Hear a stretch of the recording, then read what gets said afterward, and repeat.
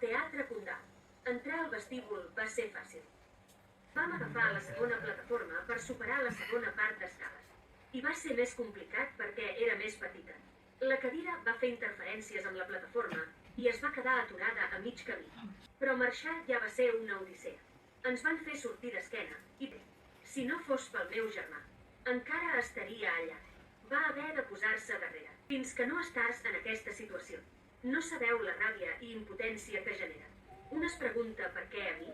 Per què no es poden fer bé les coses quan saben que hi ha un problema? En fi. Hemos visto Marta lo bordó y es un claro ejemplo de que puedes pasártelo genial viendo un espectáculo, pero un minuto, y no es un minuto, es un rato largo.